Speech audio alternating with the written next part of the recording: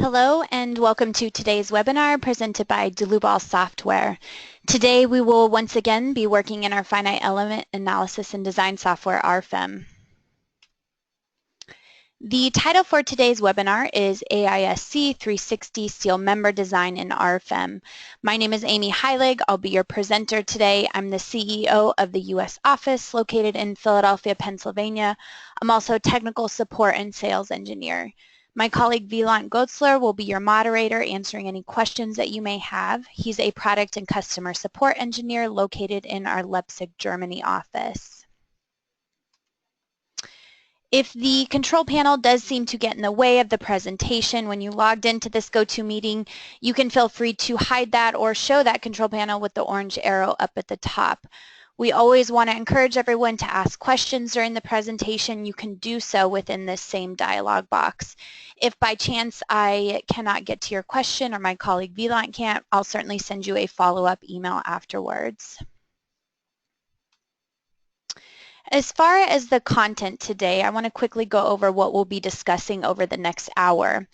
The first bullet point here is I want to show you a little bit about RFEM. This is our main program where we'll be showing you how to model, to load the structure, and to run a full analysis of our AISC steel members.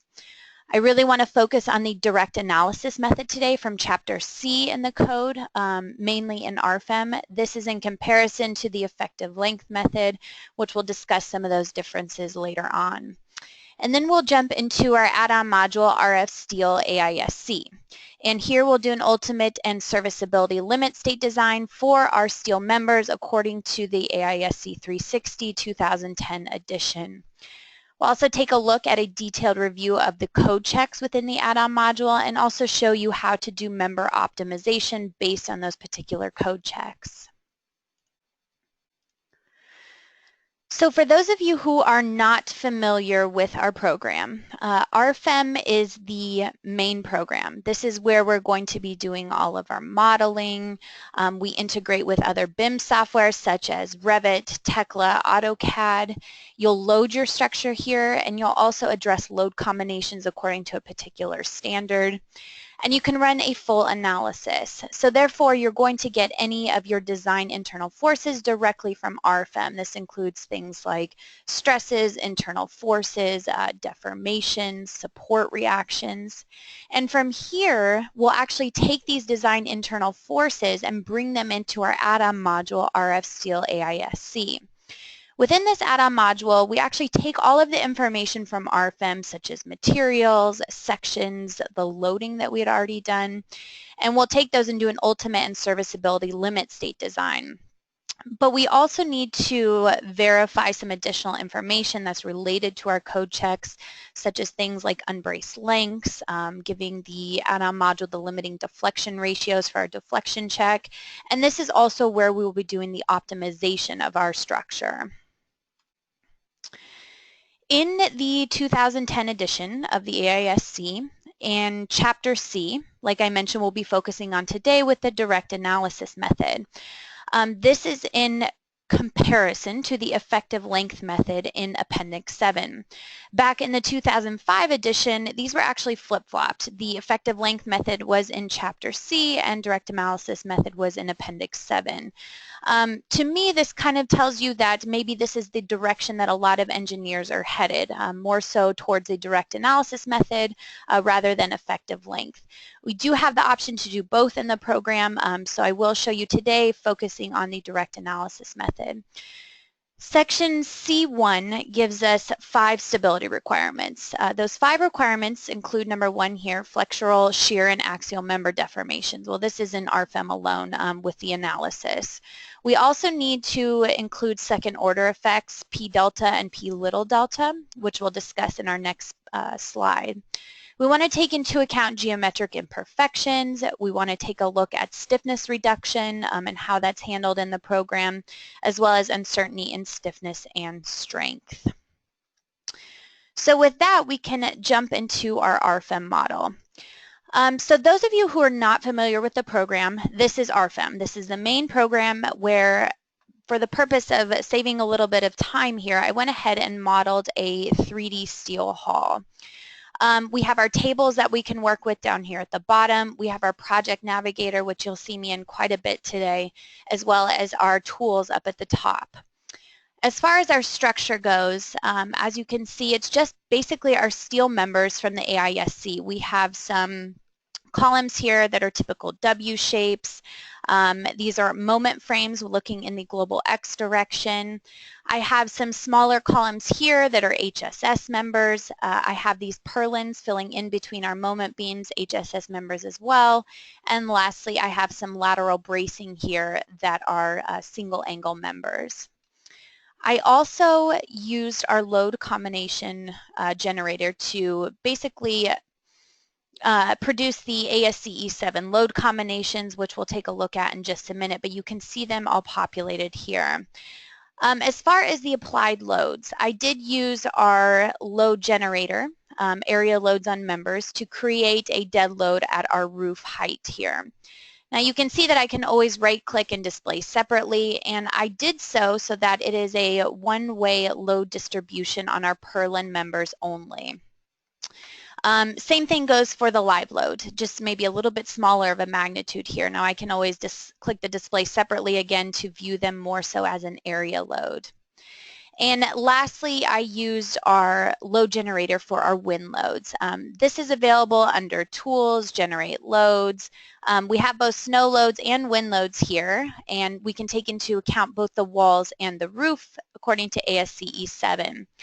Now, this is for pretty general type structures, as you can see from this picture here. The minute that you're kind of getting outside of these rectangular shapes for building type purposes is when you'll need to manually apply those loads in RFEM. For this particular case, I only did apply case 3 from the AISC E7. We can also apply case 1 and minimum win loads as well. Just to keep things a little bit more simple, I've only applied case 3 though, so just keep that in mind. With case 3, we then have 4 win load cases that are generated automatically, which you can see here. So with that, I can jump into my load cases and combinations. And just like you saw graphically, here is our dead load, our live load, and our 4 win load cases. I can take a look at my combination expressions, and because I use automatic win load generation from the AISC E7, I have my LRFD load equations and my AISD load equations that were created automatically. If I press this little info button here, I can see exactly what the AISD load combinations that the program is going to address, as well as the LRFD. So under the load combinations tab, this is where our individual load combinations are listed out. You can see here that the orange are categorized according to our LRFD equations, and then we have the red for our AISD equations. What is nice though is that under my load cases, I've only defined dead load, live load, and wind load. You can see under action categories, we have rain, we have snow, we have earthquake, but the program filters out all those unnecessary load cases so that we're only looking at the relevant loads. So that's nice, we're not having to filter through all those other load cases in order to apply those to our structures. Our result combinations here are nothing more than an envelope solution for our LRFD and our AISD load combinations. Back under the load combinations tab and calculation parameters, you'll notice that we have a few different methods of analysis here. So the default is actually second order analysis in the program, P delta and P little delta, and this is what I briefly explained in the PowerPoint. We can also run according to a geometrically linear analysis, and a large deformation analysis is maybe when you would have cable members in your structure would require such an analysis. So as I mentioned, the default for all of these load combinations is second order analysis. Jumping back to the PowerPoint, let's discuss a little bit about P delta and P little delta. So as engineers, if we're following the code, and not even in addition to the steel code, but a lot of other materials as well, require some type of second order analysis with this P delta effect taken into account. And as you can see from this picture, P delta is where an axial load is applied to our vertical members. And for the first iteration, we're going to get some deformation of the structure. That's what we would call delta. So when we're looking at the second iteration, this axial load is now acting on the deformed structure, so we inevitably have a higher bending moment along these members that comes from P multiplied by delta. So in RFEM, we actually create the deformed system stiffness matrix for every iteration. We are a nonlinear analysis program, so instead of applying fictitious shear loads at the top or bottom of the members, we will just create that stiffness matrix based on that deformed structure for every iteration. Now you can set the number of iterations as well as the tolerance in RFEM. I'll show you that in just a minute. P little delta. This we may not be as familiar with. P little delta is a destabilizing effect of member curvature. Again, we can take a look at this picture to kind of view what P little delta actually entails. And it's taking into account the smaller deformation along the member's curvature. Now there is criteria in the code under section C 2.12 that we can neglect P little delta. Typically with a lot of cases, P little delta really doesn't have that much effect on your structure. Now this really is the engineer's discretion, but the nice thing about RFEM is that with that second order analysis, we will always include P little delta. Now some other programs require you to add additional nodes along the member to take that into account, but again with our program, you don't need to do all of that. It's automatically considered when we're running that second order analysis. So jumping back to the program, you can see here second order analysis, and it's very clear that we're running both P delta and P little delta. If I go into calculate and calculation parameters, this is where we can control our iteration and our tolerance settings for P delta and basically any nonlinear analysis within the program. So the default set for max number of iterations is 100. That's a fairly good number. Now, when we are talking about precision and tolerance, we give you a range if you check this box from 0.01 to 100. This isn't necessarily a percentage. There's so much that goes into this nonlinear analysis that we kind of give you this range from 0.01 to 100 with the lower end of this factor being more exact. When we're getting up towards the 100 range, well, this is going to be much less exact. So what the program will do is it will iterate until we're reaching somewhere along this range that we have set, and you can see that the default is set at 1.0. The problem being the lower factor we go here to get a more exact answer, the longer the solve time. And if you set this too high, well, then you might not have accurate results. So again, default is set at 1.0. Typically, you're not going to touch this. So that's why we have this grayed out as it is. Max number of iterations, you may get a warning in the program when you run an analysis telling you that the max number of iterations has been met, but yet we can't converge. Well, that's something where maybe you could come in and add maybe more iterations here, something like 200, 300. Again, this is going to increase your solve time, but if you're having an issue with converging, then that's probably the way you want to go, or you just want to look at the overall stability of your structure. Like I said, you can go ahead and adjust these factors, but most likely, unless you really know what you're doing, you probably will not be in this precision and tolerance section here. So that essentially covers P delta and the second order analysis within the program. Jumping back to the PowerPoint, the second item from Chapter C is geometric imperfections. And I want to discuss a little bit about how RFEM can handle this. So the consideration of initial imperfections comes from section C 2.2. And the code really tells it that this is more so to address column out of plumbness. When we're looking at member out of straightness, this is more so addressed in Chapter E for our compression members. So addressing column out of plumbness, we have a couple options for this. We can either directly model the imperfection. This comes from section C2.2a. Earlier this year, I did a previous webinar. It's called AISC Advanced Steel Design in RFEM. You can find it, the recorded version, on our website at dlubal.com. If you are interested to see this application of directly modeling the initial imperfections, then this is a great webinar to refer to. Because today, rather, we're going to use notional loads from section C2.2b to address the initial imperfections. So you can see that this screenshot here is directly from the AISC code. And we have this equation for our notional loads to basically take into account the initial imperfections. The n sub I is our notional load at level I, so basically we need to apply these to every single level. 0.002. This comes from the AISC Code of Standard Practice, the L/500. We also have an alpha factor here for LRFD and ASD, and then Y sub I is our gravity load applied at that level. So any type of vertical load. So you can understand that our notional loads are really dependent on the applied load for that particular load case or load combination. The code also tells us that we need to consider 4 different notional load cases. We have 2 orthogonal directions and both positive and negative. So in accordance to RFEM, this would be both positive and negative X direction and Y direction.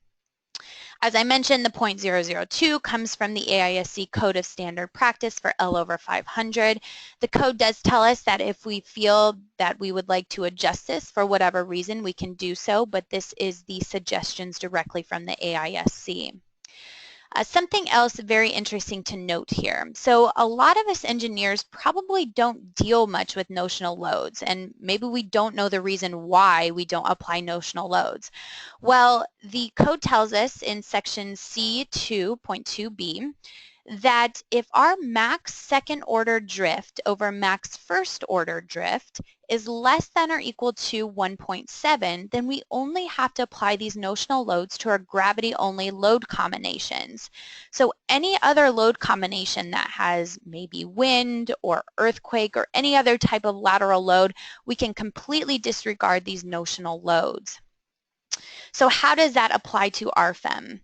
Well, if I go back to my load combinations dialog box here and I choose calculation parameters, I would want to choose all of my LRFD load combinations by hitting my control button and selecting all the LRFD.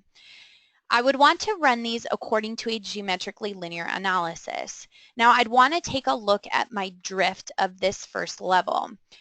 Drift, as we know, is not just purely deformation. It is dependent on our story height. So for one story, really doesn't matter, but when you're getting into multiple levels, drift is not so easy at just taking a look at deformation of one height versus the other, but you also need to take into consideration the different height levels. We don't have a table for drift at the moment. That is something that we do plan to implement into the program.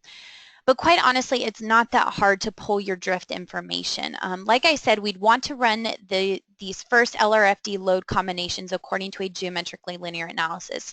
I could take a look at 1 or 2 or a handful of nodes at this top roof level.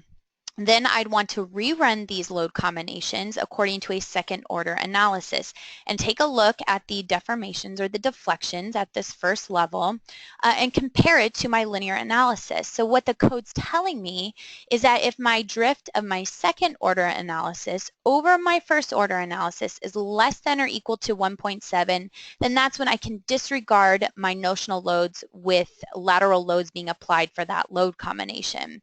Now I can tell you that 1.7 is a pretty high ratio. I think that for most structures, I won't say all because this is certainly something that you would want to check for yourself, you will not come very close to that 1.7 ratio. For example, this structure, I ran it and I think I was at 1.8 0.13 or something like that. So therefore, that tells me that I don't need to apply my notional loads to any of these load combinations that have win load in them. But you'll notice that my first two load combinations for dead load and live load, well, these are gravity-only loads. So therefore, technically, I do need to apply these imperfections to those particular load combinations. So how do we do that? Well, back under load cases, I'm going to create a new load case. And under the action category, we have this option imperfection down at the bottom. I can give this load case a description, so we will call this imperfection positive X. I'm going to create a copy of this and rename it to negative X. Create another copy as positive Y, and one more copy as negative Y. Now, as I just showed you in the PowerPoint, the code does require two orthogonal directions as well as positive and negative. So that's what we're addressing here with our 4 different imperfection cases. So now that we have applied these different imperfections to the load cases, we need to somehow implement them into our load combinations. If I look at my load combinations, I still don't see any type of imperfection here. So how can I apply these to my load combinations? Well, under combination expressions for LRFD, there's an option for imperfection load cases here. If I check this checkbox, then automatically this settings dialog box pops up. And here are my 4 imperfections that I just created. Now I'm going to uncheck a couple of these options. Now what I do want to have check is I want all imperfection load cases as alternative, meaning I don't want them to act at the same time. I want to treat each one individually, not as additive. This other option, subject to specific load cases, well, this is where I'm going to tell the program to automatically insert these into the load combinations, but never to include them with my lateral loads. So how do I do that? Well, there's a button here with 3 dots, and that brings up select load cases. Well, now I can select my lateral loads here for win load. So notice the only ones I'm leaving unchecked are my gravity loads, dead load and live load. I click OK. So now this imperfection positive X will be excluded with any load combinations that contain those win loads. If I press the down key, just like what we would do in Excel, and a quick trick, if I hit the F8 key, it will actually copy the entries from the cell above. So I don't need to necessarily go in and redefine these in that additional dialog box. So now that I've kind of given it some criteria on how to apply it to my load combinations, I also want to check this checkbox here differently for each combination expression. And the reason for this is I don't want to apply these imperfections to my ASD load combinations. My ASD load combinations I'm going to use for deflection only, so I really only want to use the imperfections for my design purposes for LRFD. So now you'll notice that because I've checked this differently, my imperfection load cases ASD is unchecked. So now let's take a look at our load combinations. You'll notice we have the 1.4 dead, but now we have 4 additional load combinations, including imperfection 1, 2, 3, and 4, all treated separately. The same goes for 1.2 dead plus 1.6 live. And then we have the 4 additional imperfections. But the minute that we take into account that lateral win load, I have no imperfections applied to these load combinations. This is exactly what I wanted. I wanted the program to filter out those imperfections and only apply to my gravity-only load combinations. If I scroll down here to my ASD load combinations, I don't have any imperfections applied to them at all. Again, this is exactly what I wanted. So you can imagine when you have a ton of load combinations, this is a very useful feature. The program has a lot of automatic features that you don't necessarily need to go in here and add them in manually. Now for each of these load combinations, we are still running them according to a second order p-delta analysis. So now that we have applied them to our load combinations, I want to select it from my drop-down box here, imperfection in the X direction. Well, so I've applied them to my load combinations, but I haven't exactly applied them to my structure. So now we want to do so. So as the code mentions, I only want to apply them to my column out of plumbness is really what we're looking at. So I'm going to highlight all of my column members, and if I hold down my control key, then I can unselect my braces here, just like what we would do in AutoCAD. I can create a new user-defined view here, visibility by selected objects, and under my Views tab in my Project Navigator, at the click of a button here, I can create a new user-defined view. So this one we can title it Columns. So now if I were to ever get out of this view by canceling my visibility mode, I'm doing other things, and I want to go back to my columns, well now that's available right here. And you can create as many user-defined views as you would like. So for our imperfection in the positive X direction, I want to make sure that this is what's available in this drop-down box here. Under Insert, Loads, Imperfection, I'm going to choose Graphically. And you'll see that my list of members that I just highlighted are available in this list here. And this should look pretty familiar because this drop-down, I've selected AISC 360, 2010, current loading. Well, this is the equation for notional loads. We even give you the code reference according to C2.2b. Here's my 0.002 factor. We do allow you to modify that if you choose to do so. We have our alpha factor according to LRFD or ASD. And then our YI. YI is going to be those gravity loads, our dead load and live load, applied in our structure. So again, the notional loads really depend on the loads being applied to the structure. We also have the option down here for precamber. So if you did want to put in some type of precamber for the structure that's also dependent on your axial loads, then you could do so. For our case, we're going to leave this as 0 and only apply this so-called out of plumbness. Now, we will want to apply in the local axis direction, local Z. So I'm going to click OK, and something that may be helpful if I right-click and turn on my local axes of my members. I'm going to also turn this into the wireframe view. Now we can scroll in here. Here's my imperfection. It's telling me 0.002 LRFD. This is that out of plumbness that we're going to take into account for those gravity-only load combinations. I'm going to scroll over to negative X. I need to highlight my members again, and again go to Insert, Loads, Imperfections graphically. And instead of a positive 0.002 to account for the negative direction, all we need to do is put in a negative 0.002 factor here, and we have our imperfections in the negative global X direction. I'm going to do so again with the positive Y direction, Insert, Loads, Imperfections graphically. This time I'm going to leave it as a negative factor here, 0.002, in the local Y direction. So when I click OK, you'll notice that I've now applied them according to the global Y positive direction. Here's our second orthogonal direction taken into account. And lastly, we have our negative Y, Insert, Loads, Imperfections graphically, positive 0.002 in the local Y-axis direction. So I can turn back off these members here. We can render our sections, turn off the local axis system, and I'm going to cancel this visibility mode, and let's just drop down to one of these load combinations where I've applied the imperfections. So now you can see my dead load, my live load with the appropriate load factors, as well as those imperfections that have been applied. Okay, so that is all that we need to do to account for those imperfections. Let's go back to the PowerPoint again and discuss the modified stiffness and how we can address this in RFEM.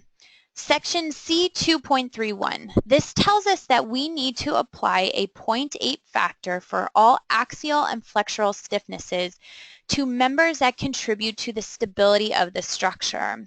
Now there is a little note section in the code, and it tells us, well, in order to avoid artificial distortions, just go ahead and apply this 0.8 factor to everything. So this is a very easy way to avoid the artificial distortions. Apply that 0.8 factor to all axial and flexural stiffnesses of every single steel member within our structure. Now there is an additional tau sub b factor for flexural stiffness. This comes from section C2.32. Again, this is just a screenshot directly from the code, and you'll notice that our tau sub b factor has is dependent on our axial loads. So when our required axial compressive strength over the axial yield strength is less than 0.5, then tau sub b can just be equal to 1.0. But the minute that that ratio is greater than 0.5, well, we need to use this equation that's dependent on our axial loads to calculate what the tau sub b factor is, which will be less than 1.0. Again, we have our alpha factor 1.0 for LRFD and 1.6 for ASD. And what we also can do, the code tells us, is that with a tau sub b equal to 1.0 for all of our flexural stiffnesses, well, then we can completely forego this second equation here and apply an additional notional load of 0.001 alpha yi. This is exactly like the notional loads that we saw in the slide before with our imperfections. Now, it is very clear that this notional load is not in lieu of our notional loads from our geometric imperfections, but it must also be applied to our different levels. So what's nice though is that in RFEM we can take this into account. So to me it's almost easier to have the program automate this tau sub b calculation than to go back in and add even more notional loads. So let's take a look back in the program to see how we can apply these stiffness reductions. What I want to do is I'm going to select my entire model. Everything is highlighted in red.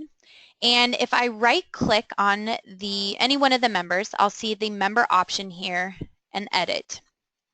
We have this modify stiffness tab, and this is the case for all members within the program. Now the default is set to none, but if I go ahead and open up this drop-down, I will see according to AISC 360, section C 2.32. So we even give you the code reference. Again, this should look very familiar. This is the criteria that we were just looking at directly from the code.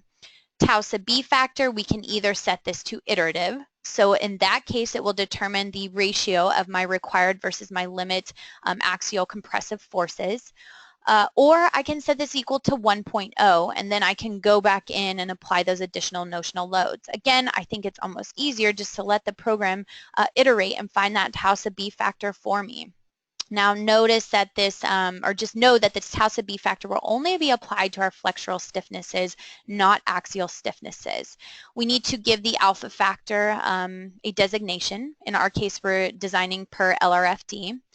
Now here is our 0.8 multiplication factor for both our flexural and axial stiffnesses. It's 0.8. This is exactly what the code tells us to do. Notice you can't edit this, and the reason why is because this is what the code tells us to do. So if we're going to design according to the AIC 360, well, then we're going to only put in the application according to the code. If you wanted to do so in some other way for whatever reason, we do have a multiplication factors here where you can go ahead and adjust your stiffnesses individually for the members based on whatever criteria you would like.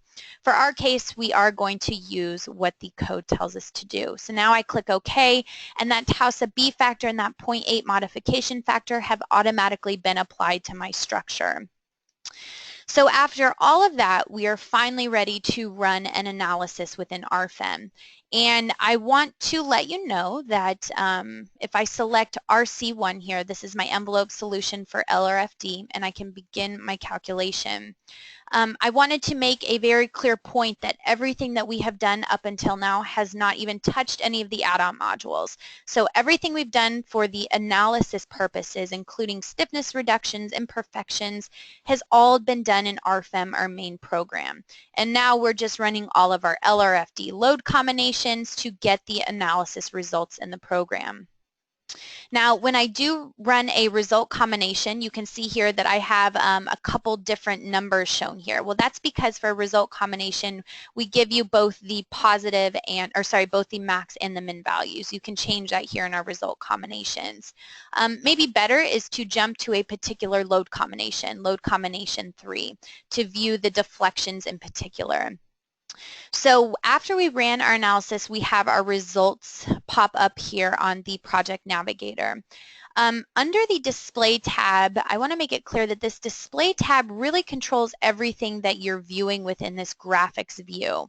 So if you're not happy with the basic line elements here for our deflection, under Deformations, well, first we go to Results and we can expand out this tree, go to Deformations, and under Members, we can change this according to how we'd like to view the deformed structure. We can choose cross-section colored here. We can move this back to lines, and this is the case for everything really that you're viewing here. RFEM gives you a lot of control over your results or your input or anything else that has to do with the graphic view. So maybe back on our Results tab, we want to take a look at our members in particular. And so here we can select members, and I'm under Load Case 13 here. And I'm looking at, let's say, our internal forces for our axial loads. So you can see here that, again, this is just a basic view of our axial forces, but if I ever want to change this, I can go back to my display. Maybe I want to view it as a color diagram with some different contours. I can view it without the diagram so that it's a basic wireframe structure, and I can view these different colors here based on the axial loads, or I can even view it as a rendered cross-section. You have complete control over what the scale is here. You can change colors if you would like. So if you can't read something very clearly, again, complete control to change any of that.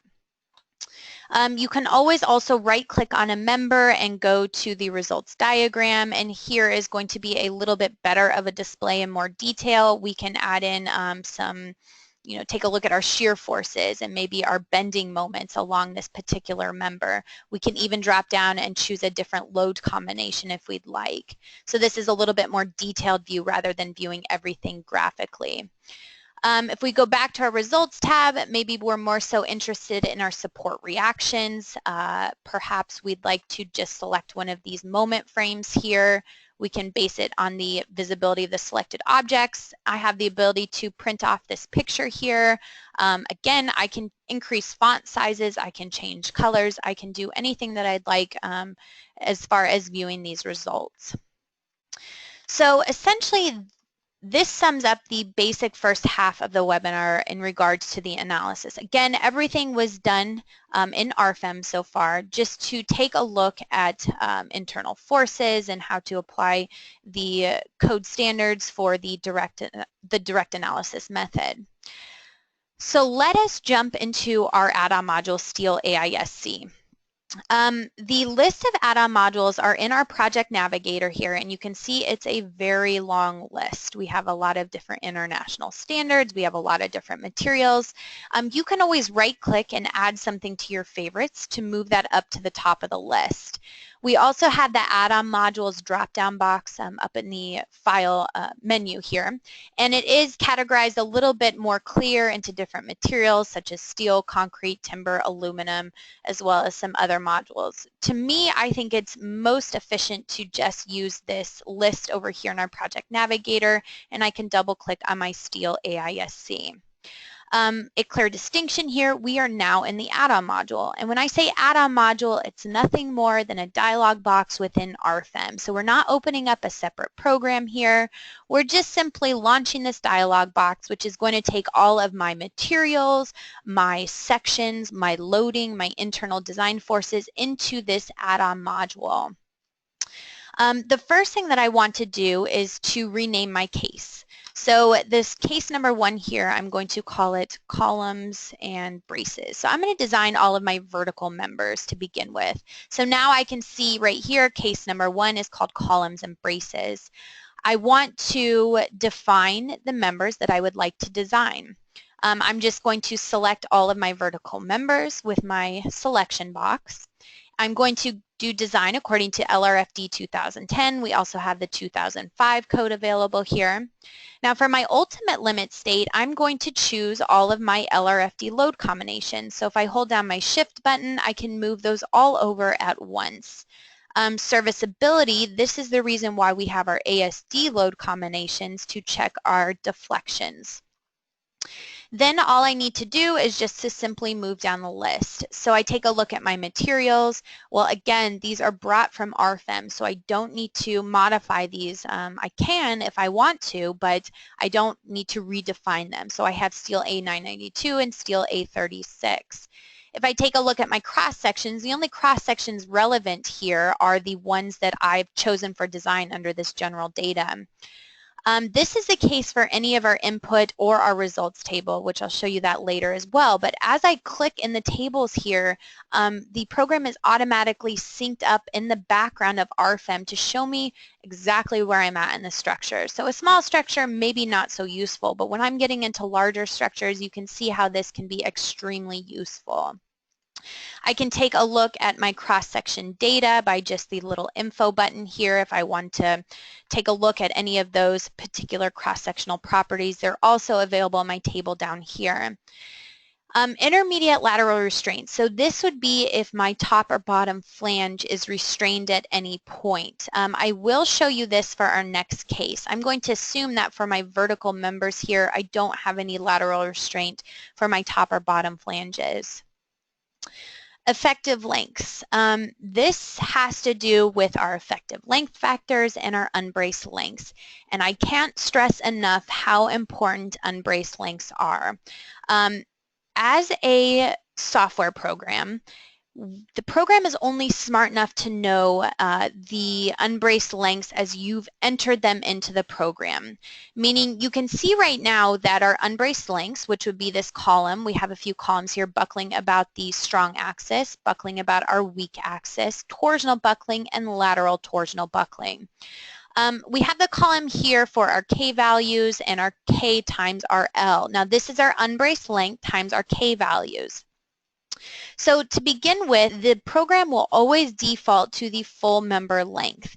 And the reason for this is that we don't know connection types. We don't know if there's some type of, I don't know, wall here that is maybe bracing the structure for the weak axis. The only thing that it knows is what you've modeled it as.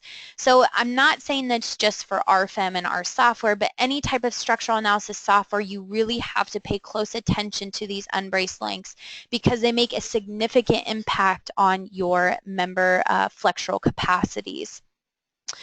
So one thing to note, I'm going to jump back to the PowerPoint here very quickly, is that the effective length factor in section C3 says that we can use 1.0.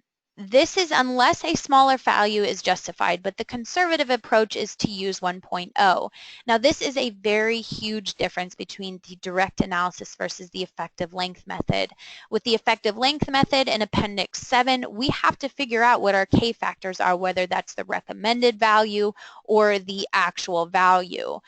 That's a big difference in the approach between the two different methods. With the direct analysis method, we take all of those uncertainties into account with our stiffness modifications. So this is one big advantage of using the direct analysis method, is that I don't have to worry about my K factors anymore. I can just set them all equal to 1.0. So back in the program, you can see that that is the default. So I don't need to touch any of my weak axis or my strong axis or my torsional buckling K factors. If I'm unsure what is strong and what's weak, I have a little graphics view here showing my z-axis, my y-axis. We also tell you in this table buckling about major axis, buckling about minor axis. For the case of these vertical members, I can leave the unbraced length, the full member length that's already default within the program. I'm assuming that it's not braced anywhere else.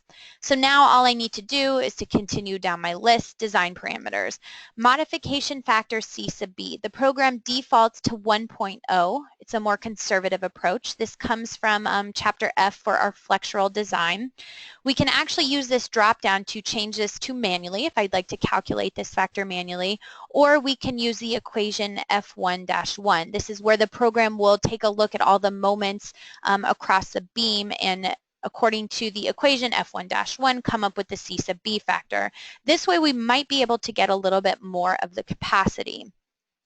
Now I can manually change these according to each member here, but an even easier approach if for some of those who are not familiar with it, I can change all my members at once by checking the set input for members number. I have the all checked, but if I wanted to only do a certain amount of members, for this case I want the all checkbox checked. And then using this table in the lower section, I'm going to select according to F1-1 again, and now you'll notice that all my members were automatically changed to take that into account. Now my distance ELSA V, this is actually for round HSS members. It's not applicable for our structure today. It does have a little section reference here, distance according to G6. If I go ahead and click in this table and leave my mouse there for just a second, we do get a little note down at the bottom that it is the distance from maximum zero shear force according to G6. Same thing with our gross area, our net area. Leave this in the table for just a minute, and then we get the population of this little note down here, net area according to D3.2. So we're trying to make it as clear as we can where these come from within the AISC code. We aren't going to touch any of the rest of this stuff now. Basically, our areas are all going to stay the same. Serviceability data. If I click my details button here, here is where my serviceability deflection ratios are given. So the default for a simply supported beam would be L over 360, and for cantilevers it would be L over 180. Now we also have the option to show the deformation according to the shifted member ends or the undeformed system. We may know this a little bit better as absolute versus relative, with relative being the shifted member ends and absolute being the undeformed system.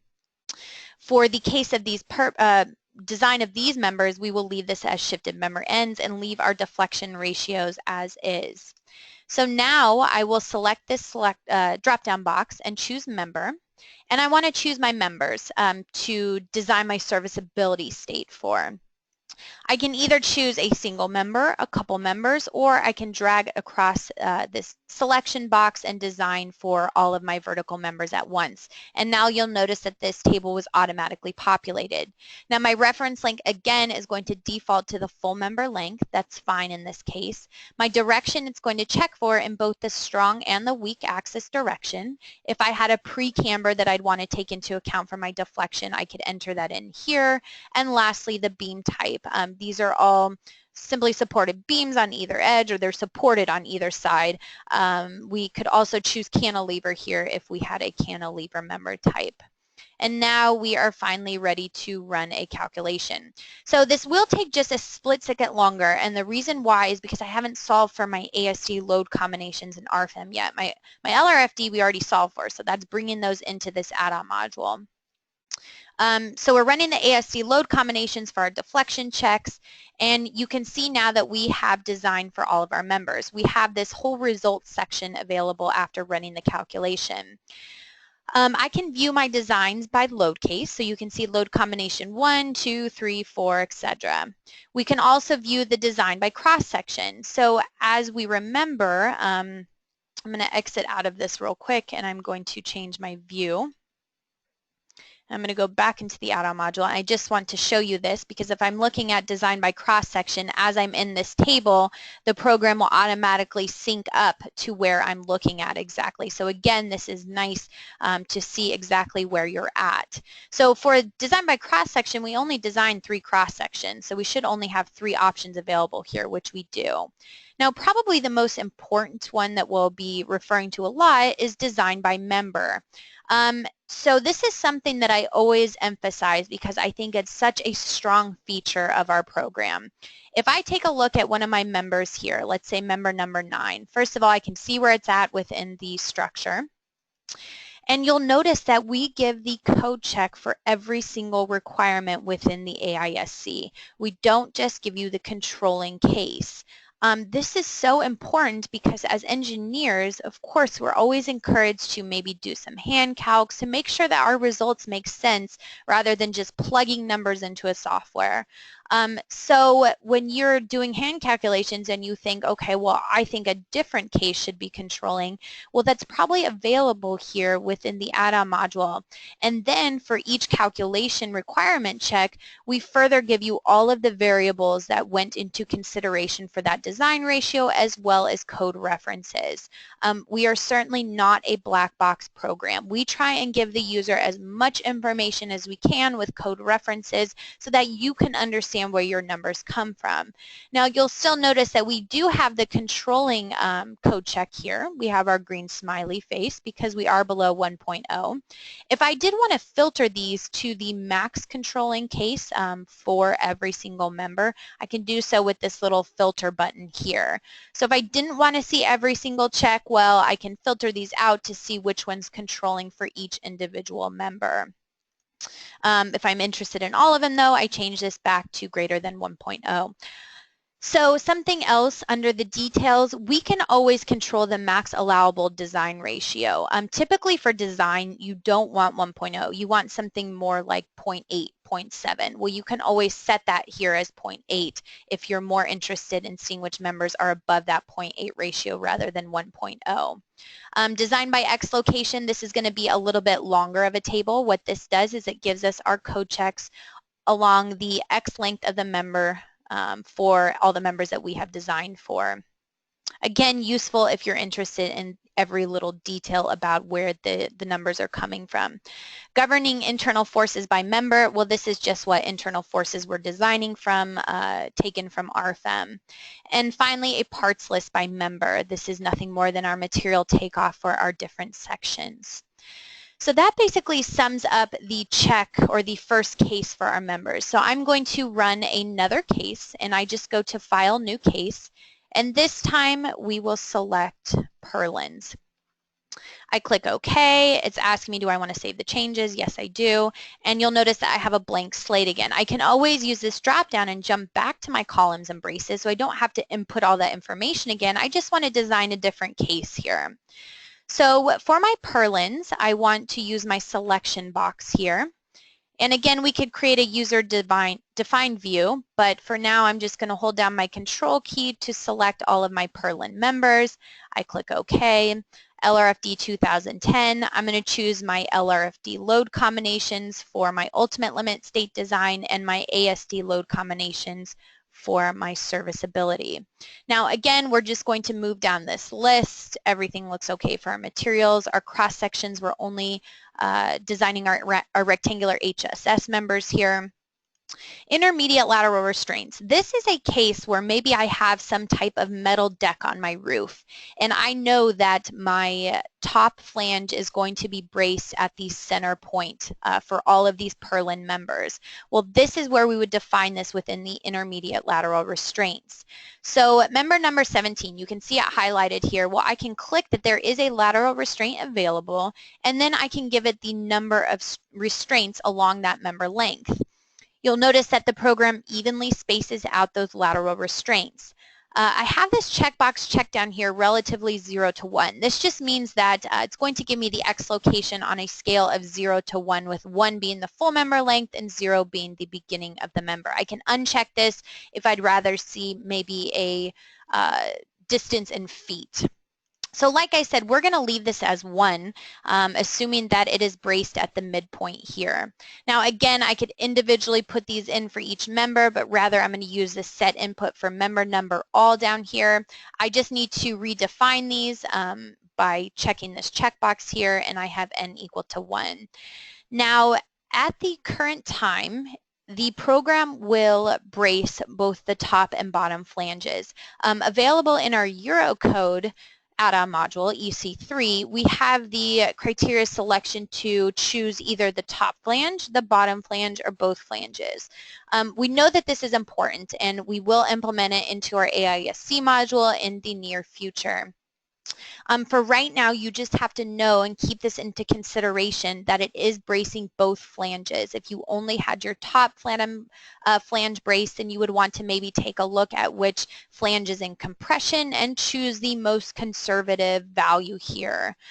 So something just to keep in mind for this intermediate lateral restraints. Now, if we move on to effective lengths for members, you'll notice that our table should look a little bit different here. For our buckling about the local y-axis, our strong axis, we still have the full member length, 10 feet. That's great. I don't have anything restricting that strong axis bending here. Now, buckling about my weak axis, my local z, you'll notice that my k times l is now set at 5 feet. That's the halfway point. Same for torsional buckling. Lateral torsional buckling is not applicable for these HSS members, so that's why it's grayed out. So the program took this information from the intermediate lateral restraints and applied it to our effective lengths for our members here. So we can simply continue moving on down the list. Our design parameters, again, I'm going to maybe try and get a little bit more capacity out of this by choosing the according to F1-1 equation. Serviceability data, again, I can choose my members here, and I can simply choose all of my purlins by my selection boxes here. Oops. There we go. And you can see the program automatically populates this table. We're using the full member length. We're leaving these details as they are with L over 360, and I can run my calculation. Exact same results that we saw before, but obviously with different member design. But we still have the same layout by load case, by cross-section, by member. We have a controlling ratio of 0.70, which is pretty good for design. So as far as that goes, nothing really too different than our last case. But for our third and final case, I want to show you the difference between sets of members and members within the program. So if I highlight these top members for my moment frame and I right click, I choose under member, well, I can create a set of members here. Now I can name this, right now it's just named default continuous members, and all of these members are considered for this one continuous member. Now when I scroll in, I should have a very faint dotted line around all 6 of these members because this is considered a set of members. So what I'm going to do back in the AISC design module is I'm going to create a new case here. And with this new case, we will call it rafters. I want to simply show you the difference between designing a member versus a set of member. So what I'm going to do is I'm going to select these 6 members adjacent to my set of members. Click OK, and I'm also going to select my set of members for design. You'll notice that one click selects all 6 of these because I've defined it as one continuous member. And we're going to see how to do the exact same design for these 6 members versus the set of members, but how our input is a little bit different. So ultimate limit state design, again, nothing different here. We're just selecting our LRFD load combination, serviceability, with our ASD load combinations. Now you'll notice that we have a few more options here under our list of input. You can see that I have sets of members for effective lengths in addition to members now. I also have nodal supports, member hinges. So moving on down the list, let's just see how we can apply these. So materials we don't need to touch. Cross sections, we don't need to address this either. This parametric section is simply my tapered section that I've defined near the haunches of this moment frame. Intermediate lateral restraints, I'm going to leave this all empty here. I'm not going to address any of that.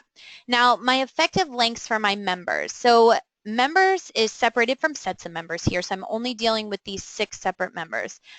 You'll notice that this is a case once again where I really need to focus on these unbraced lengths. If I take a look at my little tapered member here, it's telling me that my unbraced length for my strong axis is only 3.02 feet. This is really wrong. My strong axis bending is actually the entire length of this continuous member here, because I have nothing underneath it preventing it from bending in the strong axis. So actually what I want to set this as is 40.7 feet. You'll notice that when I do this, this K column automatically changes to 13.489. At some point in the future, we will implement two separate columns here, one for K, one for L, and then a third that includes the KY times L. For now, just completely neglect that this K value is changing. That's just because our column here that's actually used for the calculations is what's important. Since our K is equal to 1.0 according to the direct analysis method, I'm just multiplying that by the unbraced length of 40.7. Now, the same goes for my weak axis. It's certainly not 3.02 feet, but it's actually this length from here to here where my purlin's framing in to brace the weak axis buckling. So something more like 10 feet. Same thing for torsional buckling. You'll notice that we implement this feature that you can type it in if you'd like, or you can measure it graphically. Lateral torsional buckling, same thing. We want to measure this again to get a value of 10 feet. This is the case for all of these 6 members across here. You know, it's a pretty symmetric structure. So what I want to do is I want to set the input members for all. And again, for my KY times L, I'm going to retype this in so that the program will automatically populate this all. Now again, these K values were automatically affected by my input here, but disregard that this is the important column for our calculations. Now the KZ times L, we have that set at 10 feet. We'll put that in again. 10 feet for my torsional buckling and lateral torsional buckling. So now these are the correct unbraced lengths for all 6 members. Again, this is why it's important that we have to individually look at all of these. If we jump down to my effective lengths for my sets of members, I only have one input. I just have my continuous member here. Well, these are not correct. Sure, my buckling about my strong axis certainly is 40.69. That's the full length of the member. But my z-axis is not. So I could manually put this in, but rather I'm going to jump right down to nodal supports.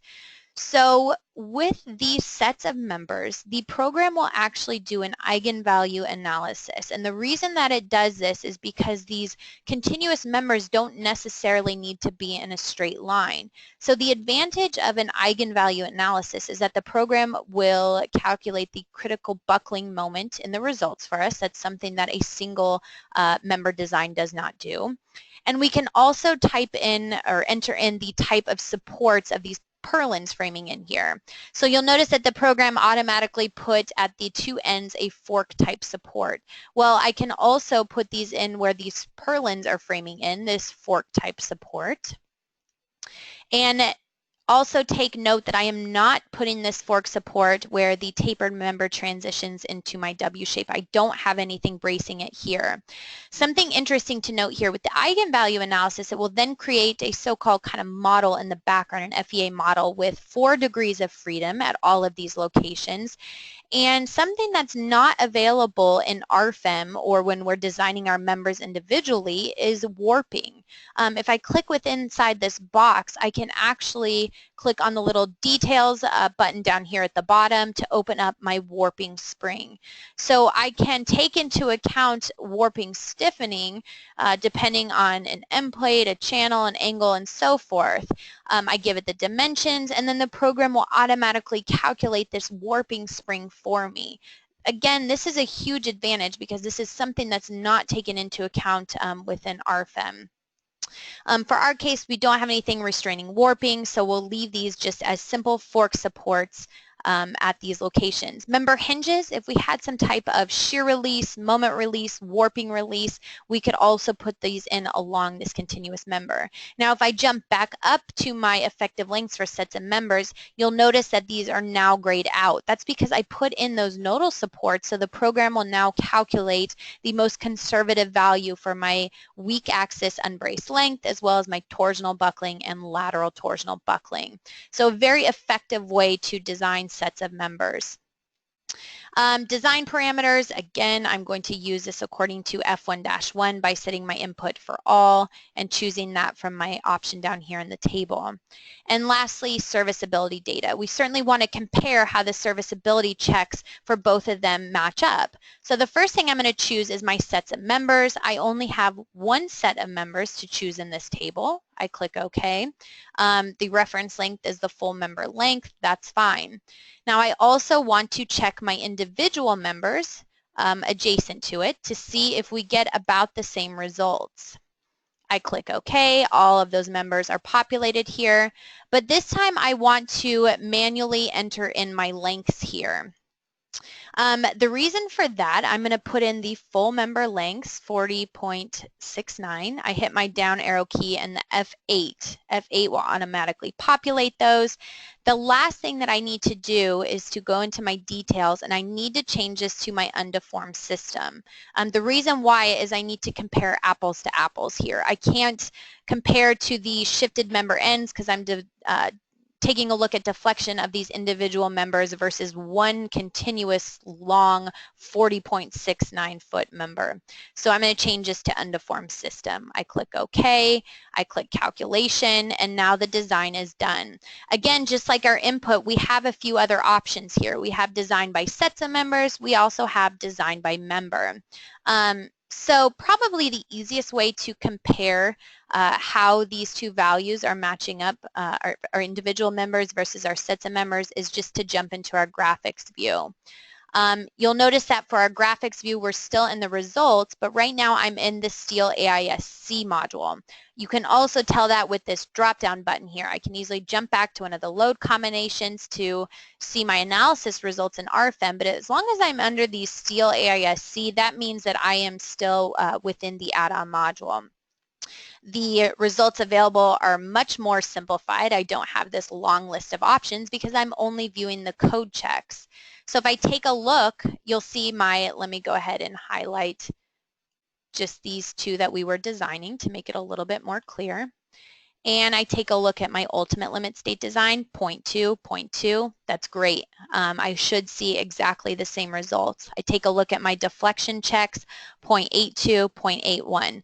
Very, very close. Remember, this isn't a symmetric structure because of our lateral bracing here, so I'd say that this is pretty good results.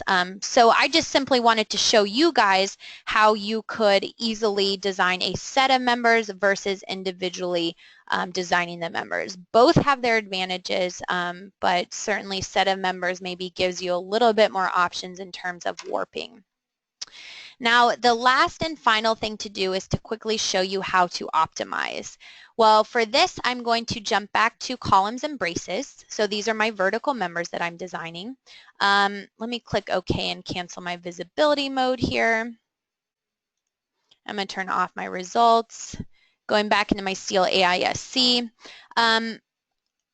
Under columns and braces and cross sections, we have a column here called optimize. So we get asked all the question, well, do you do optimization? Well, yes, we do. If we use this column and the drop-down box, I can either optimize from the current row, which this means it will optimize from all W shapes within the AISC module. Now, if I wanted to limit that down, I could use a favorites list. So what is a favorites list? Well, favorites list can be done either here in the module with these three dots, or when I'm creating my structure, I can also utilize a favorites list. A favorites list down here at the bottom, I could create a new favorites list, title it 8 by something. If I wanted to optimize only my 8 by something W shapes, well, I can go ahead and uncheck all of these members here and only select my W 8 bys so that I can optimize within these particular sections. For this particular case, we will optimize from the current row, so I want the program to pick whatever is most beneficial in terms of weight for the cross-section. Now, I click calculate, and you'll notice that it takes a split second. The program comes up with 0.97. Something to know about optimization, that this is just an approximation. If I go back to my cross sections, you'll see that the program optimized my previous 8 by 50 into a W 6 by 16. What the program's doing, it's still taking the internal forces based on my old section to do that approximate member design of 0.97. If I go back to my cross sections, it's bright blue. The program gives me a warning. The cross section in RFEM is different from the cross section in RF-STEEL AISC. This is important. This isn't my final answer, this 0.97. This is not the final results. So what I need to do is I need to right click on this blue cell, export cross sections to RFEM. It's asking me to clear my results, and I need to rerun the calculation. The reason for this is that the program has now exported these W6x16s into my overall structure. It's rerunning all of my LRFD, my ASD load combinations with that new shape. It's going to take those internal forces back into RFEM to give me my accurate code check. So chances are we're going to see something other than 0.97. The 0.97 was just an approximation. So when we rerun this, we can take a look. It certainly is different. We now have a check of 0.79. This is closer to 1, so we even have the ability to go into cross sections and optimize again if we'd like to, an iterative process until we find what we would like to use in the structure. So that's a short and simple way of how to optimize within the program. That essentially wraps up the webinar for today. For more information, you can certainly visit our website at dlubal.com. We have more information on RFEM, on the add-on modules that you saw today, as well as many other materials and design modules. We also have a lot of social media sites. I certainly want to encourage everyone to go to our YouTube site, for example. This has all the previously recorded webinars that you can search by keyword. Our Dlubal blog has a lot of frequently asked questions. Again, you can search by keyword. Our email for our Philadelphia office is info-us@dlubal.com, and the phone number here is 267-702-2815. We will certainly have more upcoming webinars. We post them on our website at dlubal.com under support and learning webinars. As most of you know from today, I typically send out an email as well with the invite information. If you are wanting PDH credit for today, please email me at info-us@dlubal.com and just let me know who was in attendance, and I will be happy to issue that certificate for the webinar. And with that said, I want to thank everyone for attending today, and I do hope to see you at the next webinar. Thank you.